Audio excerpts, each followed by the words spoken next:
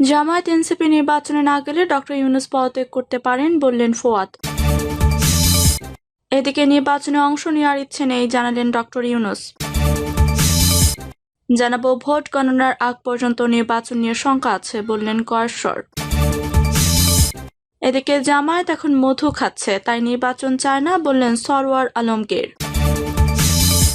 জানাবো একসময় ভাত খুঁজতো ক্যান্টিনে, এখন হাঁস খুঁজে ওয়েস্টার্নে বললেন পার্থ। এবং সর্বশেষ জানাবো একই পরিবারের 4 জনের লাশ উদ্ধার, কি লেখা আছে চিরকুটে। শুনছিলেন সংবাদ শিরোনাম, এবারে বিস্তারিত। জামায়াত এনসিপি নির্বাচনে না গেলে ডক্টর ইউনূস পদত্যাগ করতে পারেন বললেন ফুয়াদ।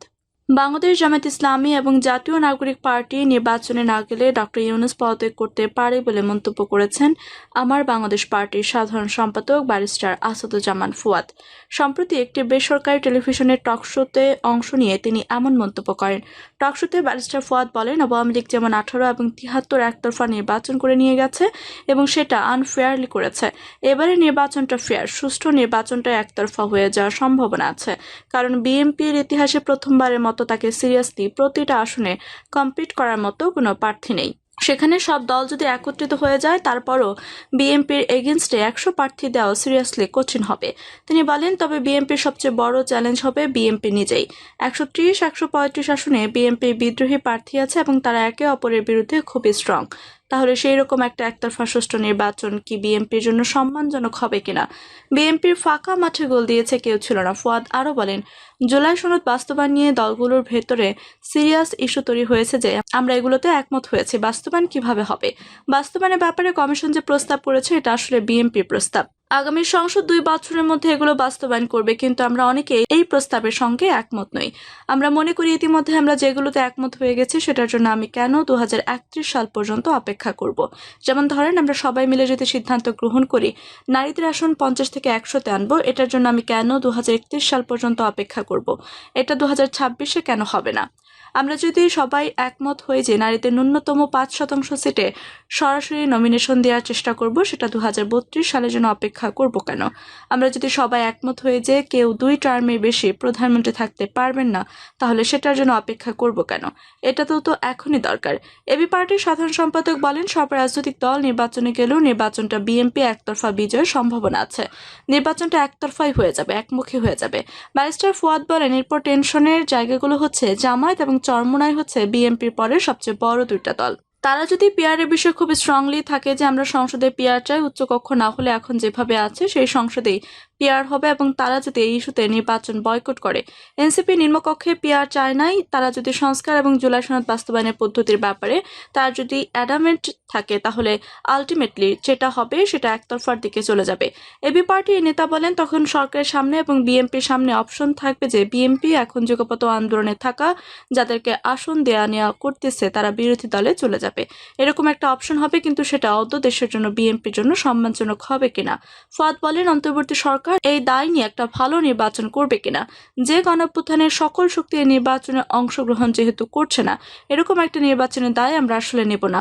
তখন এমন হতে পারে প্রফেসর ইউনূস কিন্তু বেশ কয়েকবার দায়িত্ব ছেড়ে দেওয়ার উদ্যোগ নিয়েছিল, তখন হয়তো তিনি দায়িত্ব ছেড়ে দিতে পারেন, নির্বাচনকালীন একটা সরকার করে নিয়ে তিনি বিদায় নিয়ে চলে যাবেন। কিন্তু আমি বোধ করছি এগুলো সব সমাধানযোগ্য, যেটা জামায়াত এবং চরমোনাই চাচ্ছে এবং যেটা এনসিপি চাচ্ছে, এগুলো সবগুলো জিনিস সমাধানযোগ্য। তবে এখানে স্যাক্রিফাইস করতে হবে এবং নেতৃত্ব দেখাতে হবে বিএনপিকে, কারণ বাকিরা যা অর্জন করবে না তার থেকে ঐতিহাসিকভাবে বিএনপি না করলে সবচেয়ে বেশি ক্ষতিগ্রস্ত সে হবে। নির্বাচনে অংশ নেওয়ার ইচ্ছে নেই জানালেন ডক্টর ইউনূস। সক্রিয় রাজনীতিতে প্রবেশ অথবা নিজে নির্বাচন করার কোনো ইচ্ছে নেই বলে জানিয়েছেন প্রধান উপদেষ্টা ডক্টর মাহমুদ ইউনূস। সম্প্রতি মালয়েশিয়া সফরে গিয়ে দেশটির রাষ্ট্রীয় বার্তা সংস্থা বার্নামাকে সাক্ষাৎকার দিয়েছেন প্রফেসর ইউনূস। শুক্রবার সাক্ষাৎকারটি কিছু অংশ প্রকাশ করা হয়েছে। বার্তা সংস্থাটিকে তিনি বলেছেন, না, রাজনীতিতে যোগ দেওয়ার সম্ভাবনা আছে, আমি সেই লোক নই। প্রফেসর ইউনূস জানিয়েছেন, সংস্কারের যে লক্ষ্য নিয়ে অন্তর্বর্তী সরকার গঠিত হয়েছে সেটিকে এগিয়ে নিয়ে যাওয়া তার কাজ। তিনি বলেছেন, গত 1 বছরে আমরা অনেকটা পথ এসেছি, আগস্টে আমরা আমাদের প্রথম বছর সম্পূর্ণ করেছি এবং আমরা অনেক কিছু অর্জন করেছি। প্রধান উপদেষ্টা জানিয়েছেন তার অন্যতম বড় অর্জন হলো ঐক্যমত কমিশন গঠন করা, যেটি 11টি সংস্কার কমিশনের উপর ভিত্তিতে তৈরি হয়েছে। ঐক্যমত কমিশন নির্বাচন সংক্রান্ত সংস্কার প্রতিবেদন এই মাসের শেষের দিকে দিতে পারে, যার মাধ্যমে একটি গ্রহণযোগ্য নির্বাচন ব্যবস্থা গঠন করা যাবে। ডক্টর ইউনূস বলেন, আমরা একটি শেষ দিকে আসছি, সম্ভবত এ মাসের শেষ দিকে আমরা ঐক্যমত কমিশনের প্রতিবেদন পাব। এই ঐক্যমত কমিশনকে রাজনৈতিক স্পর্শকাতর অন্যান্য বিষয়গুলো নিয়ে রাজনৈতিক দলগুলোর থেকে সম্মতি আদায়ের দায়িত্ব দেওয়া হয়েছে। প্রধান উপদেষ্টা বলেন, রাজনৈতিক বিষয়ে আপনার একটি ঐক্যমত প্রয়োজন। সংসদ এক কক্ষ বিশিষ্ট নাকি দ্বিকক্ষ বিশিষ্ট, এটি নিয়ে অনেক বিতর্ক রয়েছে। দেশ এখন সঠিক পথে যাওয়ার আগামী বছর ফেব্রুয়ারিতে নির্বাচন আয়োজনের জন্য বাংলাদেশ প্রস্তুত বলেও জানান তিনি। আর এবারে নির্বাচনটি আগের 3টি মিথ্যা নির্বাচনের চেয়ে ভালো হবে বলে প্রতিশ্রুতি দিয়ে তিনি বলেছেন, অনেক বছর পর প্রথমবারের মতো জনগণ একটি নির্বাচন পাবে, কারণ আগের নির্বাচনগুলো ছিল মিথ্যা নির্বাচন। কেউ ভোট কেন্দ্রে যায়নি, মানুষ জানে না ভোট কেন্দ্রে কি হয়েছে। যেসব লাখ লাখ ভোটার হাসিনার আমলে ভোট দিতে পারেননি, তাদের জন্য এবারে নির্বাচনটি অনেক বড় হবে বলে জানান তিনি। ভোট গণনার আগ পর্যন্ত নির্বাচন নিয়ে শঙ্কা আছে বললেন গয়েশ্বর। ভোট গণনার আগ পর্যন্ত নির্বাচন নিয়ে জনমনের শঙ্কা রয়ে গেছে বলে মন্তব্য করেছেন বিএনপির স্থায়ী কমিটির সদস্য গয়েশ্বর চন্দ্র রায়। গয়েশ্বর চন্দ্র রায় বলেন, এখনো গণতন্ত্র নাগালের বাইরে। আমরা চাই বিশ্বাস করতে যে নির্বাচন হবে, তবে ভোট গণনার আগে পর্যন্ত তা নিয়ে শঙ্কা থেকে যায়। নেতাকর্মীদের উদ্দেশ্যে তিনি সতর্ক বার্তা দিয়ে বলেন, নির্বাচন ঘিরে ষড়যন্ত্র চলছে, আমাদের সতর্ক থাকতে হবে, কারো পাতা ফাঁদে পা দেওয়া যাবে না। খালেদা জিয়ার রাজনৈতিক ভূমিকা তুলে ধরে গয়েশ্বর বলেন, তিনি কেবল বিএনপি চেয়ারপারসন নন, গণতন্ত্রের জন্য লড়ে যাচ্ছেন। খালেদা জিয়া জাতির অভিভাবক হয়েছেন, তিনি নিজে কখনো জন্মদিন পালন করতেন না, আমরা আয়োজন করতাম। জামায়াত এখন মধু খাচ্ছে, তাই নির্বাচন চায় না বললেন সরওয়ার আলমগীর। চট্টগ্রাম উত্তর জেলা বিএনপির সাবেক যুগ্ম আহ্বায়ক মোহাম্মদ সরওয়ার আলমগীর বলেছেন, জামায়াত ইসলামী এখন মধু খাচ্ছে, তাই তারা নির্বাচন চাচ্ছে না। মোহাম্মদ সরওয়ার আলমগীর বলেন, জামায়াত এখন মধু খাচ্ছে আর সেই মধু থেকে বের হতে চাইছে না। নির্বাচন হয়ে গেলে তাদের হাতে আর এই মধু থাকবে না, এই কারণেই তারা নির্বাচন চায় না। তিনি বলেন, বর্তমান সময়ে পিআর পদ্ধতির কোনো সুযোগ নেই। যদি পিআর নিয়ে সিদ্ধান্তের প্রশ্ন আসে, তবে তা হতে হবে একটি সুষ্ঠু নির্বাচনের পর গণভোটের মাধ্যমে। তখন জনগণই নির্ধারণ করবে বাংলাদেশে পিআর চালু হবে কি বর্তমান সংবিধানের ভিত্তিতে নির্বাচন হবে। একসময় ভাত খুঁজত ক্যান্টিনে, এখন হাঁস খোঁজে ওয়েস্টিনে বললেন পার্থ। স্থানীয় সরকার উপদেষ্টা আসিফ মাহমুদ সজীব ভুঁইয়া বলেছেন, ভোরে তিনি মাঝে মাঝে 300 ফিট সড়কে নীলা মার্কেটে হাঁসের মাংস খেতে যান, সেখানে বন্ধ থাকলে গুলশানে ওয়েস্টিন হোটেলে যান। তার এই বক্তব্যের পর সামাজিক যোগাযোগ মাধ্যম সহ রাজনৈতিক অঙ্গনে প্রচুর আলোচনা সমালোচনা শুরু হয়। উপদেষ্টা আসিফের এই বক্তব্যের পর বাংলাদেশ জাতীয় পার্টির BJP chairman barrister Andalib Rahman Partha সামাজিক যোগাযোগ মাধ্যমে একটি পোস্ট দিয়েছেন।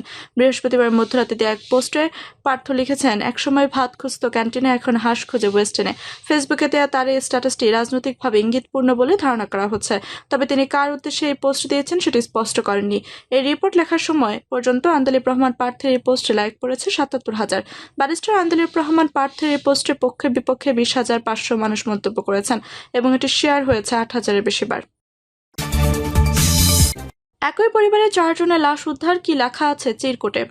রাজশাহীতে একই পরিবারের 4 জনের লাশ উদ্ধার করা হয়েছে। শুক্রবার দুপুরে জেলার পবা উপজেলার পারিলা ইউনিয়নের বামনশিকর গ্রাম থেকে তাদের লাশ উদ্ধার করা হয়।